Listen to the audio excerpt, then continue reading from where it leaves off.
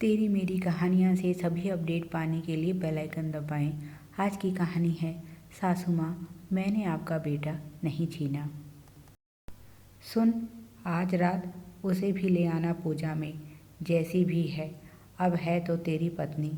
नाराज स्वर में शोभा जी ने छोटे बेटे आशीष से कहा।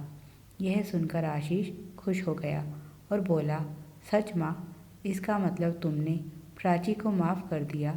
नहीं, मैं उसे कभी माफ़ नहीं कर सकती, उन्होंने गुस्से में कहा।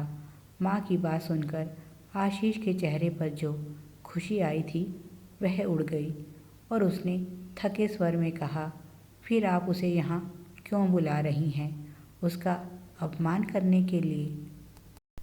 शोभा जी ने घमंड से कहा, मैं तो बस उसे अपने यहाँ की दिवाली दिखाना चाहती हूँ। शायद ही कभी उसने ऐसी दिवाली देखी हो, उसे भी पता चले दिवाली कैसे मनाई जाती है। रात 7 बजे पूजा का मुहूर्त है, समय पर पहुँच जाना, कोई तुम्हारा यहाँ इंतज़ार नहीं करेगा। ठीक है माँ, कहकर आशीष चला गया। आशीष शोभा जी का छोटा बेटा है, जिसने माँ की मर्ज़ी के खिलाफ जाकर अभी कुछ महीनों पहले प्राची से प्रेम विवाह किया है। शोभा जी आशीष की शादी अपनी सहेली की लड़की से करवाना चाहती थी, जो कि हर लिहाज से उनके बराबर थी, पर आशीष ने प्राची जैसी गरीब घर की लड़की से शादी करके उनके सारे सपने चकनाचूर कर दिए और इस बात को वह बर्दाश्त नहीं कर सकी और उन्होंने दोनों को घर से निकाल दिया। प्राची को तो उन्होंने घर के अंदर कदम भी नहीं रखने दिया। आज तक प्राची ने कभी अपना ससुराल देखा ही नहीं। प्राची और आशीष दोनों कॉलेज में पढ़ते थे। आशीष के पिताजी शहर के जाने माने कारोबारी हैं। उनका कारोबार दूर विदेशों तक फैला हुआ है, जबकि प्राची के पिताजी प्राइमरी स्कूल में अध्यापक हैं। आशीष का बड़ा भाई अमन पिताजी की कारोबार में सहायता करता है। उसकी पत्नी मल्लिका भी बहुत बड़े परिवार से है। उसके पिताजी का व्यापार भी दूर देशों तक फैला हुआ है। मल्लिका और अमन की भी लव मैरिज थी। इसीलिए जब आशीष को प्राची से प्यार हुआ तो उसे लगा जैसे सबने अमन और मल्लिका के प्रेम विवाह को स्वीकृति दी, ऐसे ही उसे भी मिल जाएगी। पर जब शोभा जी को प्राची के परिवार के बारे में पता चला तो उन्होंने साफ साफ मना कर दिया। उनके अनुसार प्राची उनके घर की बहू बनने के लायक नहीं थी। उस समय आशीष ने भी गुस्से में माँ से बोल दिया, अगर प्राची भी मल्लिका भाभी की तरह किसी अमीर बाप की औलाद होती तब तो आपको इस शादी से कोई परेशानी नहीं होती। आप साफ साफ क्यों नहीं कहती? परेशानी प्राची में नहीं, उसकी गरीबी है। तब शोभा जी ने सोचा, जिस लड़की के आने से पहले ही मेरे बेटे के दिल में मेरे खिलाफ नफ़रत भर दी, अगर वह इस घर की बहू बन गई तो क्या होगा?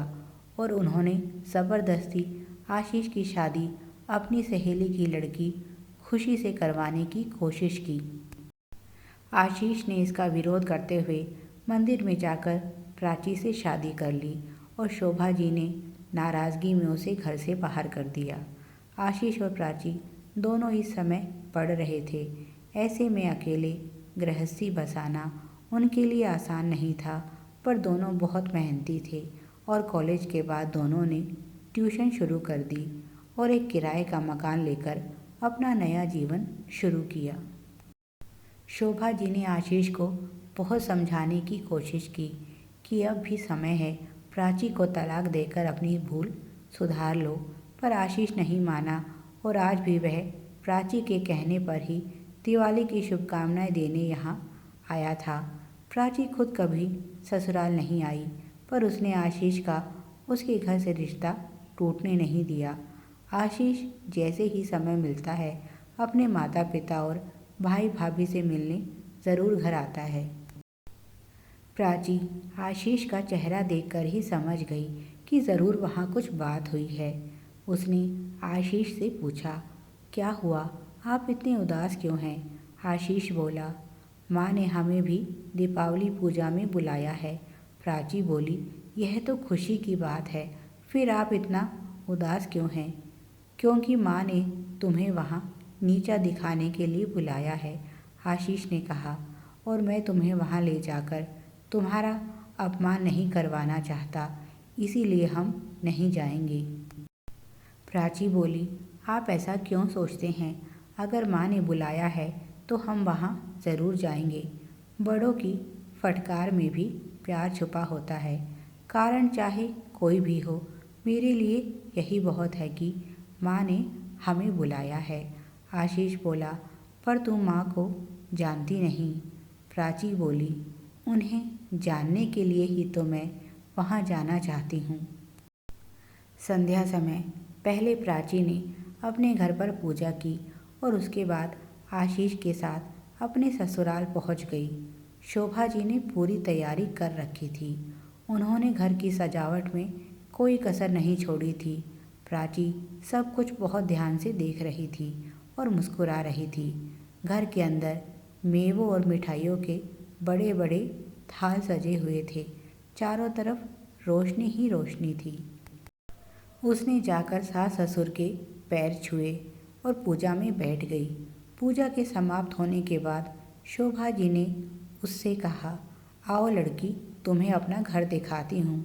वे अपना महल नुमा घर प्राची को दिखाने लगी और अंत में उसे छत पर ले आई, जहाँ पूरी छत खाने पीने के सामान और पटाखों से सजी हुई थी। उन्होंने गर्व से पूछा, क्या कभी तुमने अपनी ज़िंदगी में इतनी भव्य दिवाली देखी है? प्राची को चुप देखकर उन्होंने कहा, इसे कहते हैं दिवाली। प्राची ने उनकी आंखों में झांकते हुए कहा, सच कहा आपने, मैंने ऐसी दिवाली कभी नहीं देखी, जहाँ हर तरफ रोशनी ही रोशनी है और एक माँ का दिल अंधेरे में डूबा हुआ है। यह सुनकर शोभा जी अवाक रह गई। प्राची बोली, माँ, दिल के अंधेरे प्यार से मिटते हैं, दिखावे से नहीं।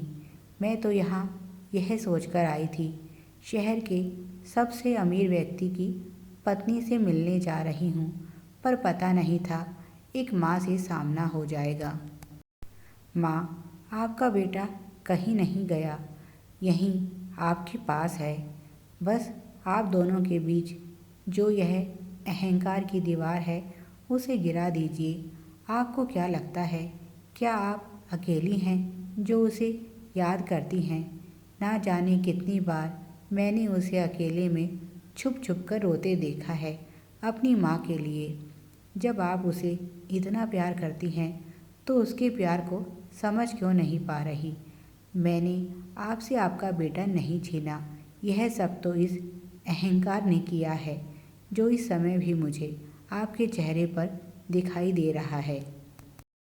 शोभा जी गुस्से में बोली, मास्टर की बेटी जो ठहरी, बातें तो खूब बड़ी बड़ी करना जानती हो।